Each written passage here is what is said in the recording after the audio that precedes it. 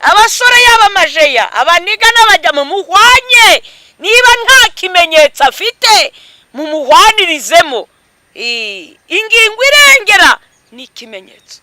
Kuba ari bishop, yaba padiri, yaba inde papa, nta kimenyetso. Kandi nabo basaza, abo basaza nta bandi bari imbere y'inzu, ni abatambyi, bapasiteri, bashumba, ntacyo dupfa tugabana isambu. Imana iri kumbwira ngo ikibazo si isengero ko zifungurwa, irambwira ngo ni mubanze mwegerane musenge, kandi benshi mwiyeze ibyaha byinshi, benshi mwababaje Imana cyonyine.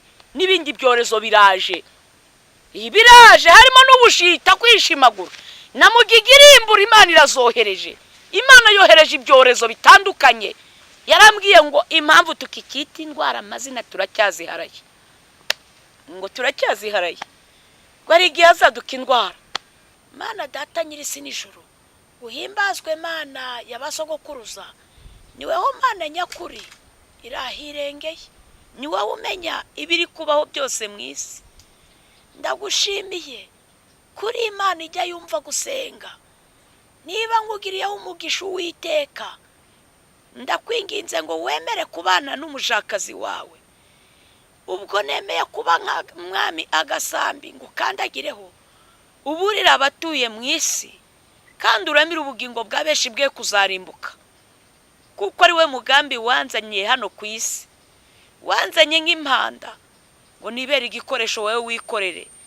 Nyemerera rero icyatumye unzana mu isi aba ari cyo gisohora. Nguciriye bugufi, ngushyirwe hejuru. Uwera uwera, ndakwinginze ubutumwa bugere ku isi hose, mu mahanga yose. Ababwumvisha iyi miburo bahindurwe nayo. Umugambi wa Satani ubure, haboneka umugambi wera w'Imana. Urakoze Kristo, imyuka mibi yose ihezwe, abadayimoni bose bakurweho, miyaga n'imira bihagarare, haboneke kugirira neza k'Uwiteka. Ndagushimye ko ari wowe ugiye kwivugira, ni mu izina rya Yesu, amen. Muraho yemwe, ndabasuhuje bene data, nshuti z'umusaraba, mbishimiye. Reka dusome ijambo ry'Imana nabazaniye. Ni ijambo riboneka ahangaha muri Ezekiyeli, igitabo cy'umuhanuzi Ezekiyeli ibice 9. Ku murongo wa mbere turagarukira ku murongo wa 6. Haragira hati, umutwe w'amagambo ngo abantu b'Imana bashyirwaho ikimenyetso mu ruhanga. Ngo maze arangururira mu matwi yanjye n'ijwi rirenga ati, abahawe gutwara umurwa nimubigize hafi, umuntu wese ufite intwaro yicana mu kuboko kwe.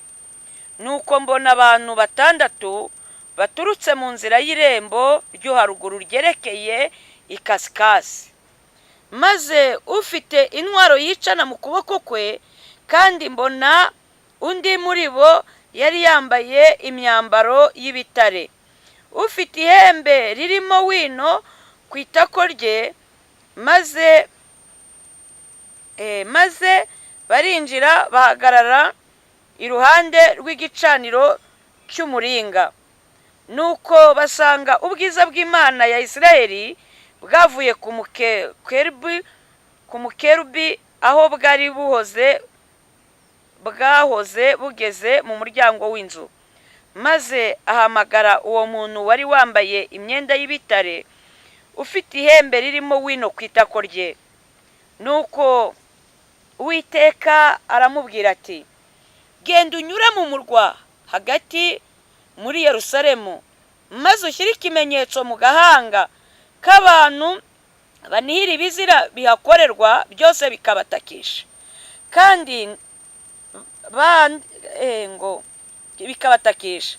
Ba bandi ababwira numva ati, nimugende munyure mu murwa mumukurikiye, maze mukubite amaso yanyu ye kubabarira, kandi mwe kugira ibambe.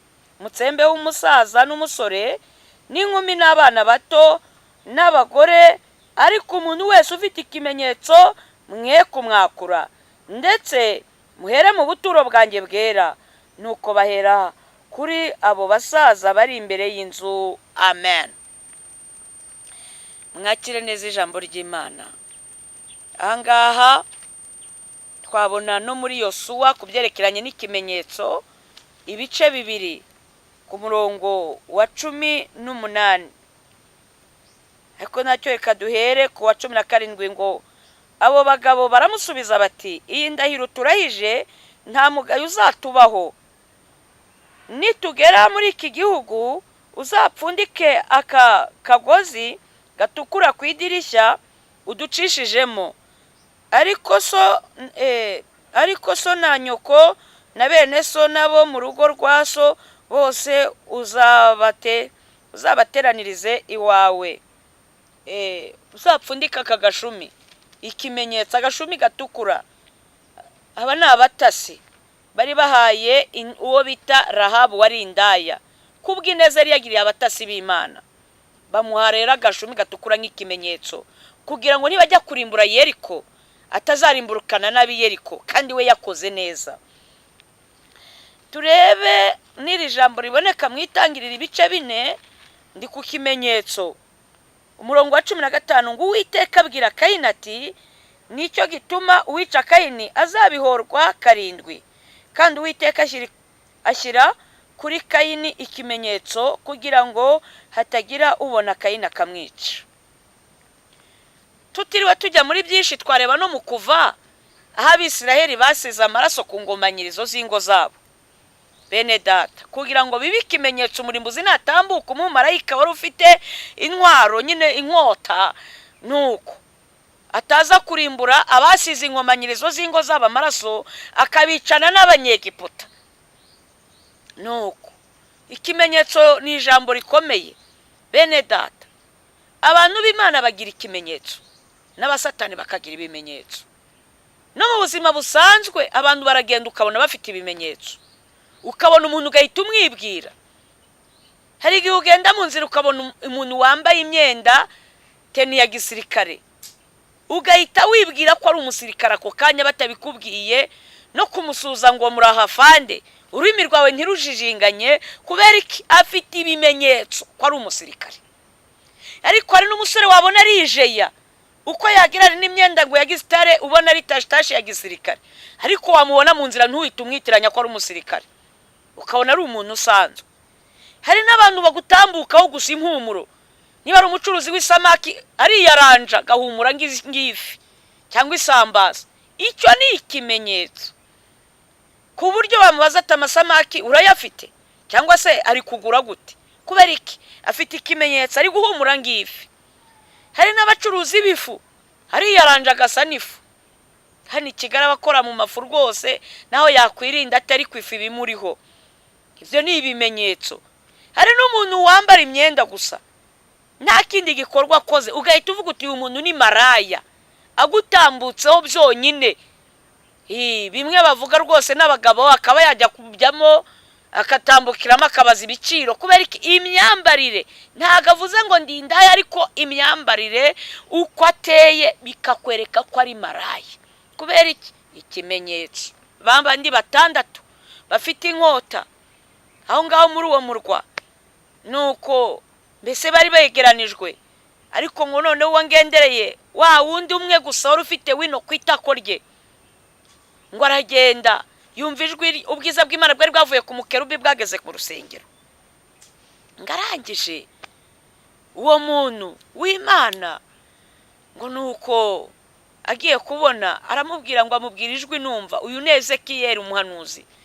Ngaramubwira ngo ugende unyure mu murwa ushyireho ikimenyetso ku gahanga k'abantu bari kurizwa n'ibizira biri kubera mu murwa, biri kubera mu ihema ryanjye, biri kubera mu buturo bwanjye, bikabatakisha. Ubashyireho ikimenyetso. Turi mu gihe hari abantu babona ibintu, imyitwarire ya benshi muri iki gihe, urubyiruko nkatwe abakobwa, imbuto zacu mbi, bamwe bakagira agahinda, ukabona barababaye bakabifatira igihe bagasenga. Imana ntacyo wahindura. Imyitwarire y'abana b'iyi minsi bigatera abantu benshi impungenge, aho usanga umwana muri primaire azi gusambana icyo ari cyo kandi yiga muri primaire. Secondaire ari urundi rwego, ukohereza umwana ku ishuri ugasanga atashye ari umwana w'umunywa rumogi, cyangwa se bakaguhamagara bamufashe mu gikundi cy'abanywa rumogi kandi wari uzi ko ari umwana muzima. Nuko abantu bari kurizwa n'ibizira, ariko byagera no mu rwego rw'abakozi b'Imana. Hari ibintu abantu bihangishijeho kuvuga ngo bafite impano zitwa ngo deliverance. Ugasanga umuntu ngo ari gusengera abantu, cyane cyane iyo mpano ikunda gukoreshwa ku bagore n'abakobwa, nibo baderivirwa. Sinjya numva abagabo babaderiviye. Iyi mpano iderivirishwa abagore n'abakobwa yanditse muri Bibiliya. Kandi nanone uhengamye iminwa ntibamuderivira, haderivirwa udukobwa twiza gusa, abagore bateye neza, ariko babandi banyakwigendera ntago bamuderivira. Kandi iyi mpano ikunze guhabwa abagabo n'abasore, sinjya mbona abakobwa baderivira ahanini bibitse iyo mpano yo kuderivira. Iyo mpano Imana yihereza ngo abagabo n'abasore bonyine. Nyabuneka mube maso, Yesu yabwiye abigishwa be ngo mutagwa mu moyi. Kandi abaderivira inshuro nyinshi ntibabikorera habona, baderivira ahantu hiherereye hihishe ngo bari kubakuraho imikoshi n'imyako. Ibintu Yesu atakoze, akozi b'Imana mubikura he? Yesu yaravuze ngo munyigireho, ndi umucyo w'isi, ndoroheje mu mutima. Nukuri Yesu Imana atakoresheje yo kuderivira mu bwihisho. Ibi bintu mwebwe ntacyo mubitekerezaho, mube maso mutagwa mu moyi. Nuko hari ibizira bibera mu murwa, ibizira nko gusanga agakundi k'abakozi b'Imana bari kunywa inzoga, bari kunywa ibisindisha. Ibyo ni bimwe mu bizira kandi biri gutakisha bamwe abera bari mu ihema ry'Uwiteka. Ibizira nukuri sinjya kubabeshya, mbere mu bantu bitwa abarokore nta barozi babagamo, ariko tugeze mu gihe twikangana turi kwishishanya. Umugore atahereza umwana mugenzi we w'umugore kubera iki? Uramumuhereza ukibuka yamuvunnye urubavu akamusiga utuntu ku munwa. Ibizira byageza hera, abantu bari kurogana kandi twitwa ngo turakijijwe. Nuko no kugambanirana bijya bintangaza, umupasiteri agambanira mugenzi we, umukozi w'Imana akagambanira mwene se. Bene data, ibizira mu nzu y'Uwiteka, ugende urebe ibizira biri kubera mu murwa, aho umugore ari gusambana akabyara abana badahuje bataraba umugabo muri urwo rugo kandi byitwa ko yamenye Imana. Ugasanga umugore araririmba, ni umuririmbye muri korari, ariko ni indaya ya perezida ya dirija bamushyira imbere. Kubera iki? Ni umukobwa kandi arubatse, akarenga gaca inyuma y'uwo bashakanye. Hari n'ibintu byajyaga bibaho, akabeshya ngo korari yacera asohokera aha n'aha, itasohotse hari ikigabo yasohokanye nacyo. Bene data, ibyo ni ibizira bibera mu murwa, ibizira by'abakobwa bakuramo amada. Sanga umukobwa ari kuringaniza imbyaro ngo batavaho bamutera inda, ubundi akaba mu rusengero bazi ko ari umukobwa kandi ari indaya, hari umusambanyi. Ibizira bibera mu murwa, ugenda ushyirira ikimenyetso ku gahanga k'abantu bari kurizwa n'ibizira. Bene data, ibizira bibera mu murwa, unshyirira ikimenyetso k'abantu bari kurizwa nabyo. Ngarambwira ngo abwira na babandi batandatu nyine bafite inkota, aravuga ngo mugende mutsembeho amaso yanyu ntababarire. Bene data, ingingo ibarengera abakristo muri ibi bihe turi gusohoramo bya nyuma. Ndavuga ku kimenyetso, abantu b'Imana bagira ibimenyetso n'abasatani bakabigira. Ndibuka hano iwacu i Rwanda hari ikintu kigeze kubaho kera, barwanya abantu bambara mini, imyenda ya mini. Abanyarwanda mwese murabizi, umuntu wese basanze yambaye mini, yewe polisi igaterura bakajyana, ukajya gufungwa, ugataha wiyemeje kwambara imyenda wikwije. Ariko igitangaje, n'abasirikare barabirwanya ikintu cyo kwambara mini. Ariko icyo gihe kuko abantu b'Imana bagira ibimenyetso n'abasatani bakabigira, Satani yahise aca mu batayeri kugira ngo abakozi b'Imana, mbese abakozi ba Satani bagira ibimenyetso. Haduka amajipo maremare agera hasi akubura, ariko bakayisatura imbere bakayigeza ku kibero, imbere ndani bakarenga ku ivi kagera ku kibero. Iyo jipo ku buryo umuntu atera intambwe ikibero cyose kikajya hanze, bayita ngo ni Mpime Kagame. Ibyo mvuga abanyarwanda barabizi, ni ukuri. Iyo jipo ni uko bayize, bikwira igihugu cyose ngo bari guhima perezida kuko yarwanyije kwambara ubusa. Higezaho abayobozi babona batabivamo kwirirwa barushyanya no kwambika badashaka kwambara. Bene data, muzacunga umuntu ibimenyetso by'umuntu urwaye. Burya n'umurwayi wo mu mutwe n'abasazi hari igihe biyambika ubusa kandi ari umugabo ukuze.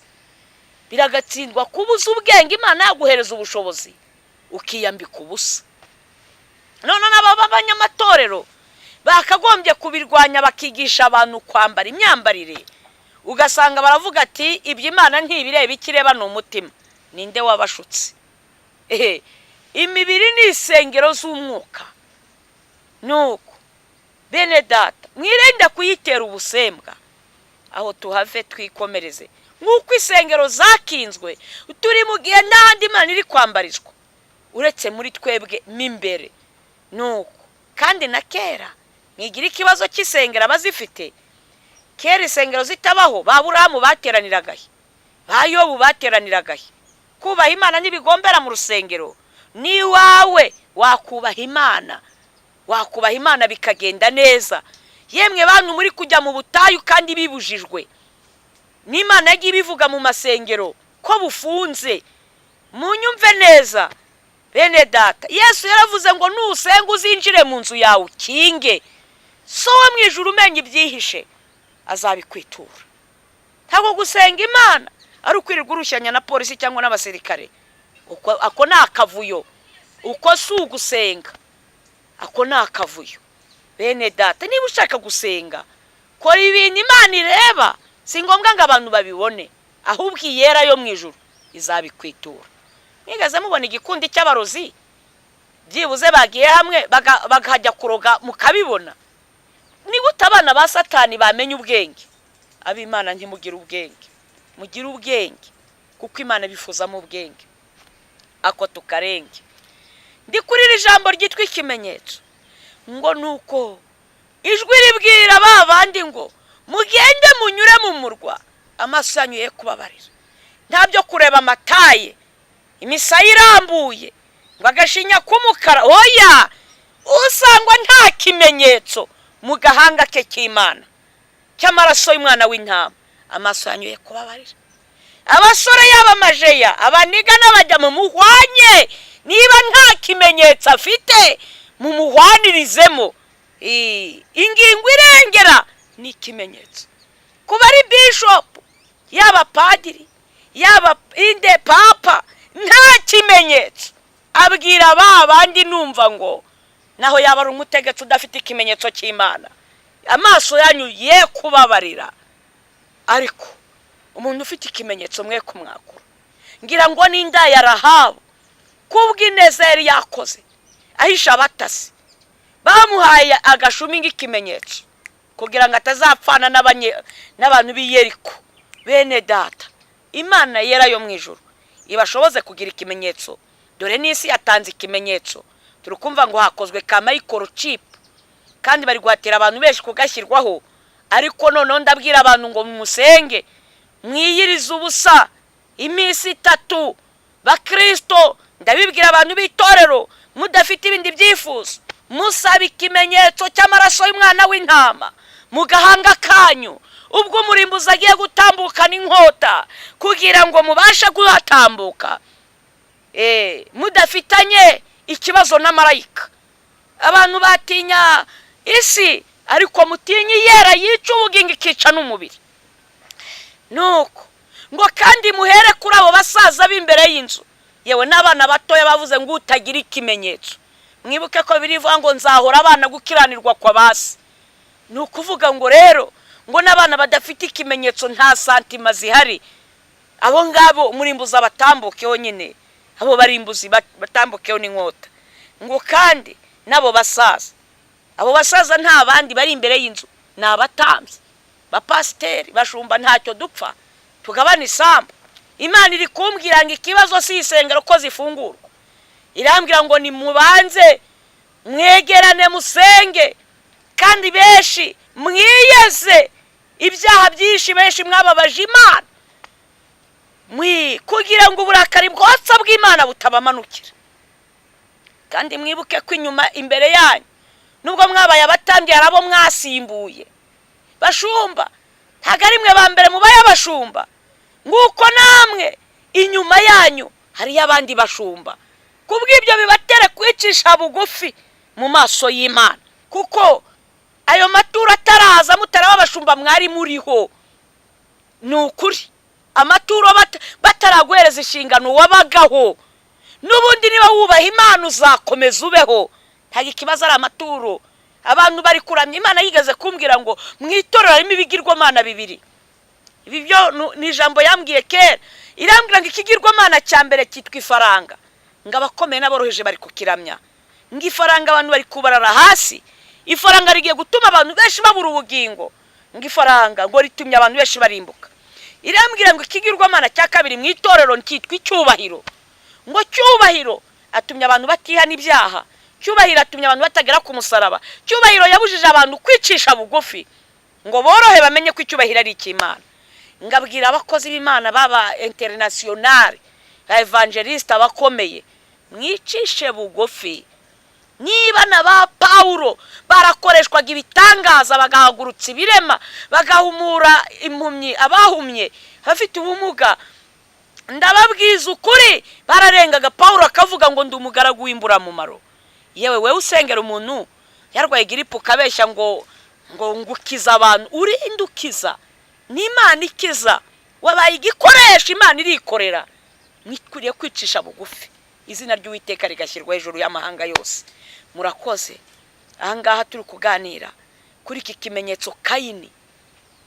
Mwese muzi neza ko yari yahemutse yica mukuru we, nabwo bapfuye ku kibazo cy'uko yakoze neza Imana ikamushima. Burya ishyari ni irya kera no mu bakozi b'Imana bari batuye ibitambo. Kayini afata udushyimbo, afata utuntu two yahinze, sinzi niba ari n'ibitoki, ndavuga wenda ibyo mbonesha amaso inaha iwacu ibyonzi, wenda wasanga yarafashe n'inzabibu sinabimenya, ariko mu byo yafashe byose yabijyanye imbere y'Imana. Imana ntiyanezerwa igitambo cya Kayini. Ariko Abeli murumuna we ngo afata mu matungo, nawe yari umworozi, afatamo itungo ryiza aritambira Imana. Imana izi byiza, Imana ikunda ibyiza. Bene data, ntago Imana ikunda ibintu bipfapfanye, ntago Imana ikunda abakobwa bagenda babasogongera babasomagura batanga vasi. Ikeneye abakobwa bazima birinze. Imana ikeneye abagore bazima, ntishaka ibitambo bipfapfanye. Nuko Abeli atura igitambo cyiza, Imana iramushima. Byonyine kubimushima byatumye yicwa. Bene data, Kayini Imana iruruka ibaza Kayini iti murumuna wawe ari he? Umva Kayini uko yashubije Imana, yaravuze ngo sindi umurinzi wa murumuna wanjye. Bashumba, bapasiteri, mwibuke ko mufite inshingano zo kuragira umukumbi. Biragatsindwa kuko wabura umushumba utamenya izo uragiye naho ziba. Ariyo mpamvu Imana ishaka ko mwongera kwibuka inshingano zanyu icyo musabwa. Uretse ko abenshi bagira ngo inshingano no kwiga amashuri no kujya mu ijuru biratandukanye, ni byiza, ariko icy'ingenzi ikeneye ko muyegera mukayigisha inama, ikabereka umurongo ngenderwaho, kuko dusenga Imana iriho ivuga ikanakora. Nuko twikomereze. Imana ashaka ko muyiyoboza inzira. Baravuga ngo sinshinzwe murumuna wanjye. Bakirisitu mwene se uramushinzwe. Kuba yaburara uramushinzwe.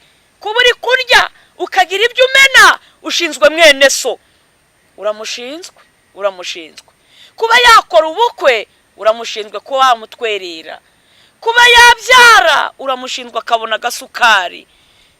Mwene so ngo sindi umurinzi wa murumuna wanjye. Imana irarakara, iramubwira ngo uzabigicamuke mu isi. Imubwira amagambo akomeye.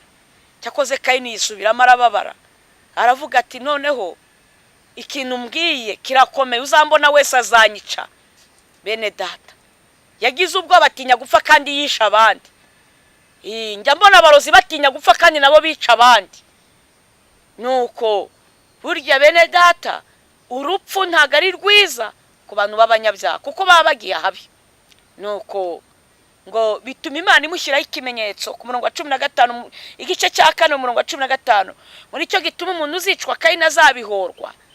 Bene data ntago twemerewe kwihorera, twemerewe kubwira Imana. Niba umuntu yakurogeye usabwa kumubabarira, ugatanga imbabazi. Mwige gusaba imbabazi, mwige gutanga imbabazi, kuko hahirwa abababarira kuko nabo bazababarirwa, kandi abicisha bugufi bazashyirwa hejuru. Aho ngaho nababwira byinshi ku by'ikimenyetso. Niba Kayini Imana aramushyizeho ikimenyetso kugira ngo batazamugirira nabi, bantu b'Imana muharanire gushyirwaho ikimenyetso kera cy'Imana, apana izi za microchip, ibintu byo muri Illuminati nabyo nabivuga nta kibazo. Illuminati, Rosa Kurwa, ubu farmaso, ibigirwamana, imiryango iri gukorera ku isi ikorana na Satani. Ngababwiza ukuri ngo abakristo mube maso kandi mwiyarure, imutagwa mu moshya ya Satani. Mukenewe gushyirwaho ikimenyetso cy'amaraso y'umwana w'intama ari we Kristo. Abisirayeli bashize ku nkomanyirizo z'ingo zabo, twebwe dusabwa ku mutima no ku gahanga, dusabwa kuyashyirwaho amaraso ya Yesu. Ntituri bubaga intama, twebwe turabagira inama mu kwikingiza ibi byorezo bigiye gukomeza bishorerana. Kandi si iki cyorezo cyonyine, n'ibindi byorezo biraje. Ibiraje harimo n'ubushita, kwishimagura na mugigirimbura. Imana irazohereje, Imana yohereje ibyorezo bitandukanye. Yarambwiye ngo impamvu tukikita indwara amazina turacyaziharaye, ngo turacyaziharaye, ngo ari igihe hazaduka indwara ntitubona amazina yazo, tukaya tuvuga ngo hadutse icyorezo kiri kwica gutya na gutya. Bene data mushyirwaho ikimenyetso kugira ngo abari umurimbuzi ufite inkota atazabona hahera. Murakoze. Ndasaba abantu batandukiriye ikimenyetso, abantu batari gusenga, abantu batari gukora ibyo Imana ishaka, batari kurizwa n'ibintu by'ibizira, batari kubabazwa n'amakorari yabo yasubiye inyuma, batari kubabazwa n'abadiyakoni batakikiyegeranya ngo byibuze bari Imana igira ikikora ku itorero. Abo ngabo mwisubiremo. Abantu batari bakijya muri za nibature nubwo bakinze, abantu batari bagisenga, muce bugufi dusenge, musabe Imana imbabazi, bambika imbaraga mushobore gusenga. Ariko ndabasaba gusenga iminsi 3. Abakristo aho bari hose, abarwayi nubwo wasenga amasaha, ariko usenge, musenge, usenga mugerageze musenge. Ariko natumwe ngewe ku bakristo ngo musenge iminsi 3 musabe ikimenyetso cy'Imana. Mareka b'Imana bashyire ikimenyetso ku gahanga, kuko n'abantu bisi bagiye guhabwa icyabo kimenyetso, ariko kizaze gisanga mwebwe mwarangije gushyirwaho icy'Imana. Reka dusenge. Mana data nyirisi n'ijuru, urera kandi urakiranuka, niweho Mana yicaye hejuru y'abakerubi n'abaserafi. Uhimbazwe gitare cyacu cyera, uro gushimwa. None data mwiza uri hejuru y'abakerubi n'abaserafi, ndakwinginze eza ubugingo bwa benshi buri kurimbuka, babara abantu basubiye inyuma, abacitse intege, abari gusubira mu byaha bahozemo, abo bose batabarira ubugingo bakicyumvishira ijambo bakumva bakwiriye kwezwa. Ariko Mana ndakwinginze abemera kwicisha bugufu bashyire ikimenyetso. Marika w'Imana bashyire ikimenyetso ku gahanga kabo, murimbuzi, kugira ngo natambuka atazabasha guhura n'akaga. Urakoze kubyumvishije, batazahura n'amarira bakarirana n'abisi kandi baraburiwe. Urakoze kubyumvishije mu izina rya Yesu.